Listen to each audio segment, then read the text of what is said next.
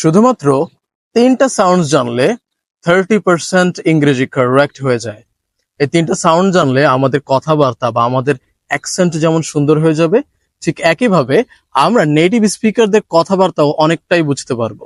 এই 3টা সাউন্ড হলো ফ, ঠ, খ। এই 3টাকে বলা হয় অ্যাসপারেটেড সাউন্ড। অ্যাসপিরেশন মানে কি?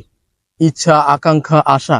না, এই আশা মানে ওই আশা ভালোবাসা না, এই আশা মানে হলো বাতাস আসা, বাতাসের বিস্ফোরণ। আপনারা খেয়াল করবেন যখন এগুলোকে আমরা উচ্চারণ করছি তখন সামনে একটা বাতাস চলে আসছে এবং হাতে সেটা লাগছে। যদি একটু হাত দিয়ে দেখি, ফ, ঠ, খ। এই বাতাস বের হলেই সেগুলো অ্যাসপারেটেড হবে, এছাড়া কিন্তু অ্যাসপারেটেড হচ্ছে না। আমরা যদি বলি প, ট, ক, তাহলে অ্যাসপারেটেড হবে না। শুদ্ধ উচ্চারণ এটাই যে আমাদেরকে অ্যাসপারেটেড করতে হবে, মানে বাতাসটা বের করতে হবে। ফ, ঠ, খ, ফ, ফ, ফ, ফেন, পেন বলা যাবে না, ফেন। Picture, thought. আবার ঠ, ঠ, ট না কিন্তু, ঠ। টাইম, টাইম না কিন্তু, টাইম। Take, team, taxi. এরপরে খ, খ, বাতাস আসছে কিন্তু, খ, ক না কিন্তু, খ।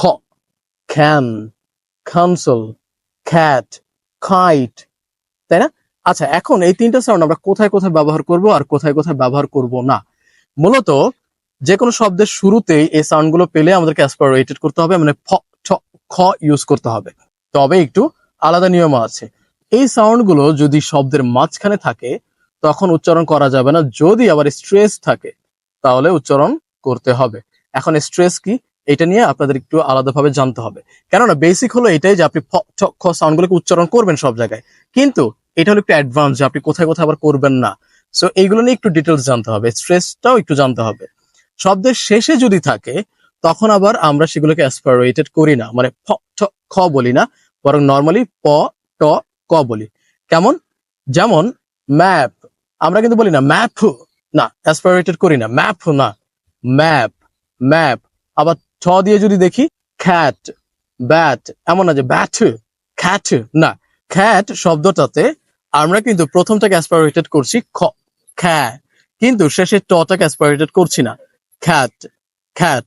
আবার যদি খ এর কথা বলি, ল্যাক, আমরা কিন্তু ল্যাক এরকম বলি না, ল্যাক।